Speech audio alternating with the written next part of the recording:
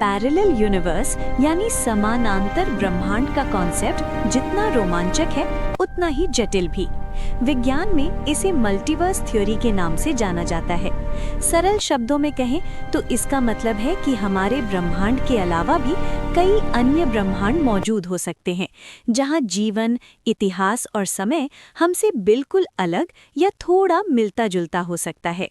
वैज्ञानिकों का मानना है कि अंतरिक्ष यानी स्पेस अनंत है। अगर आप एक ही दिशा में चलते रहें तो एक समय ऐसा आएगा जहां पदार्थ खुद को दोहराने लगेगा। क्योंकि कणों को व्यवस्थित करने के तरीके सीमित हैं, इसलिए एक ऐसी जगह जरूर होगी जहां आपकी तरह दिखने वाला कोई व्यक्ति ठीक वही काम कर रहा होगा जो आप अभी कर रहे हैं। कॉस्मिक इन्फ्लेशन के सिद्धांत के अनुसार जब बिग बैंग हुआ तो ब्रह्मांड के कुछ हिस्से बहुत तेजी से फैले, जबकि कुछ धीरे। इससे अलग अलग बुलबुले बन गए। हर बुलबुला अपने आप में एक ब्रह्मांड है। हो सकता है कि दूसरे बुलबुले में भौतिकी के नियम जैसे गुरुत्वाकर्षण, ग्रेविटी हमसे बिल्कुल अलग हों। फिलहाल ये पूरी तरह से एक सैद्धांतिक विचार है। हमारे पास अभी ऐसी तकनीक नहीं है जिससे हम अपने ब्रह्मांड की सीमा को पार कर सकें या दूसरे आयाम में झांक सकें। गणितीय रूप से इसकी संभावना है, लेकिन भौतिक रूप से इसका प्रमाण मिलना बाकी है। अगर मल्टीवर्स सच है तो किसी न किसी ब्रह्मांड में आप एक सुपर हीरो हो सकते हैं, या शायद वहाँ डायनासोर कभी खत्म ही नहीं हुए।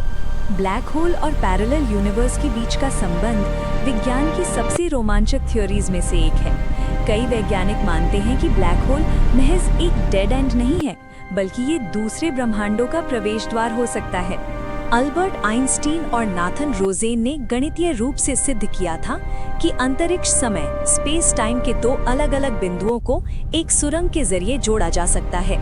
इसे वर्म होल कहा जाता है।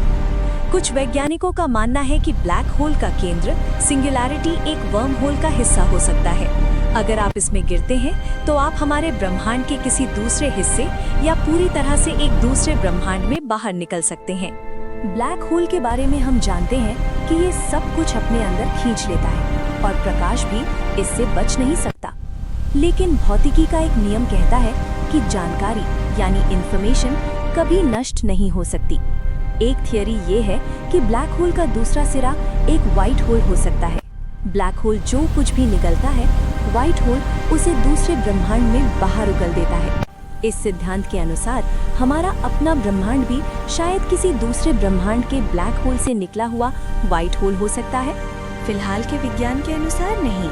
ब्लैक होल का गुरुत्वाकर्षण इतना शक्तिशाली होता है कि वो किसी भी वस्तु को परमाणुओं में तोड़ देता है। इस प्रक्रिया को वैज्ञानिक स्पैगेटिफिकेशन कहते हैं। ब्लैक होल पैरेलल यूनिवर्स के लिए एक दरवाजे जैसा हो सकता है, लेकिन वो दरवाजा इतना खतरनाक है कि उसे पार करना फिलहाल हमारे लिए नामुमकिन है। भौतिक विज्ञानी ली स्मोलिन ने एक दिलचस्प विचार दिया है, जिसे ब्रह्मांडीय विकास कहा जा सकता है। उनके अनुसार जब भी एक ब्लैक होल बनता है, उसके अंदर की अत्यधिक ऊर्जा और गुरुत्वाकर्षण से एक नया बेबी यूनिवर्स पैदा हो सकता है। उस नए ब्रह्मांड के भौतिक नियम अपने पेरेंट यूनिवर्स से थोड़े अलग हो सकते हैं। इस तरह ब्लैक होल नए ब्रह्मांडों को जन्म देने वाले बीज की तरह काम करते हैं। ब्लैक होल के केंद्र में एक बिंदु होता है जिसे सिंगुलैरिटी कहते हैं। यहाँ गुरुत्वाकर्षण इतना अधिक होता है कि अंतरिक्ष और समय स्पेस टाइम का ताना बाना पूरी तरह से टूट जाता है। वैज्ञानिकों का तर्क है कि जहां हमारे ब्रह्मांड के नियम काम करना बंद कर देते हैं, वहीं से शायद किसी दूसरे ब्रह्मांड के नियम शुरू होते हों। ब्लैक होल की बाहरी सीमा को इवेंट होराइजन कहा जाता है। इसे पॉइंट ऑफ नो रिटर्न कहते हैं। एक बार जब कोई चीज इसके अंदर चली जाती है तो वो हमारी ब्रह्मांड से पूरी तरह कट जाती है। अगर ये किसी दूसरे ब्रह्मांड का दरवाजा है तो ये केवल वन वे है, यानी एक तरफा। आप जा तो सकते हैं, लेकिन वापस आकर बता नहीं सकते कि आपने वहाँ क्या देखा। कुछ थियरीज कहती हैं कि ब्लैक होल के अंदर गिरने वाला पदार्थ एक बिंदु पर जाकर पिचकता नहीं है, बल्कि वो एक बाउंस या उछाल मारता है। ये उछाल एक नए ब्रह्मांड के बिग बैंग जैसा हो सकता है। इस थियरी के हिसाब से हर ब्लैक होल के अंदर एक नया छोटा ब्रह्मांड पनप रहा हो सकता है। ब्लैक होल का गुरुत्वाकर्षण बल इतनी तेजी से बढ़ता है कि कुछ ही फीट की दूरी पर इसमें जमीन आसमान का अंतर आ जाता है। मान लीजिए आप पैरों के बल ब्लैक होल में गिर रहे हैं। आपके पैरों पर लगने वाला गुरुत्वाकर्षण बल आपके सिर पर लगने वाले बल की तुलना में हजारों गुना ज्यादा होगा।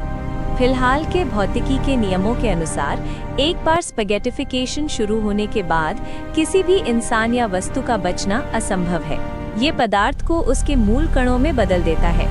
अगर आप दूर अंतरिक्ष से अपने किसी दोस्त को ब्लैक होल के अंदर गिरते हुए देख रहे हैं तो आपको लगेगा कि उसकी गति धीरे धीरे कम हो रही है। जैसे जैसे वो इवेंट होराइजन यानी सीमा के पास पहुंचेगा, वो आपको जमा हुआ यानी फ्रोजन महसूस होगा। आपके लिए वो कभी अंदर नहीं जाएगा, बस वहीं रुक जाएगा। आपके दोस्त के लिए समय बिल्कुल सामान्य चलेगा। उसे पता भी नहीं चलेगा कि वो जम गया है। वो तेजी से अंदर गिरेगा और कुछ ही पलों में केंद्र तक पहुंच जाएगा। सैद्धांतिक रूप से इवेंट होराइजन पर पहुंचते ही समय पूरी तरह से रुक जाता है। ब्लैक होल के केंद्र यानी सिंगुलैरिटी पर तो भौतिकी के नियम ही काम करना बंद कर देते हैं। वहां समय का अस्तित्व क्या होता है, ये आज भी वैज्ञानिकों के लिए एक अनसुलझी पहेली है। आपके स्मार्टफोन का जीपीएस सिस्टम भी टाइम डायलेशन को ध्यान में रखता है। पृथ्वी के गुरुत्वाकर्षण के कारण उपग्रहों पर समय जमीन की तुलना में थोड़ा अलग चलता है। अगर वैज्ञानिक इसे ठीक न करें तो आपका गूगल मैप्स कुछ ही समय में गलत रास्ता दिखाने लगेगा। अल्बर्ट आइंस्टाइन के सिद्धांतों के अनुसार गुरुत्वाकर्षण स्पेस टाइम को मोड़ सकता है।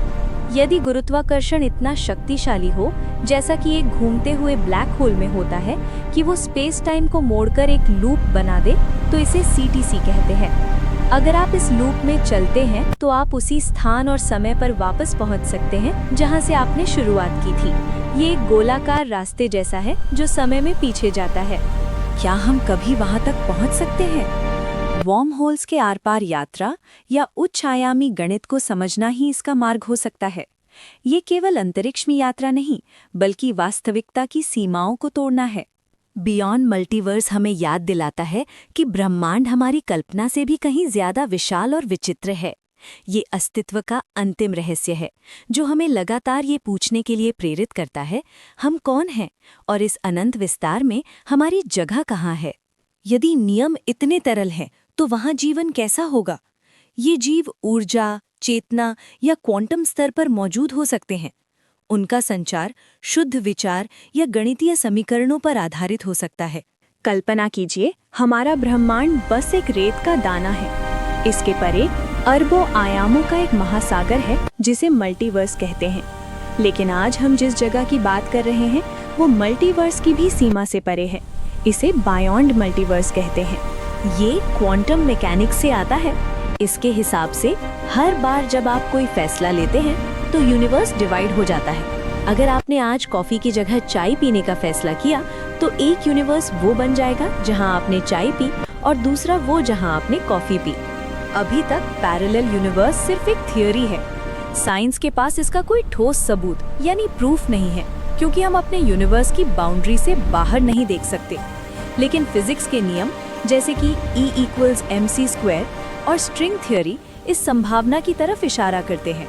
अगर पैरेलल यूनिवर्स सच है तो वहाँ वक्त की रफ्तार अलग हो सकती है और फिजिक्स के नियम भी बदल सकते हैं।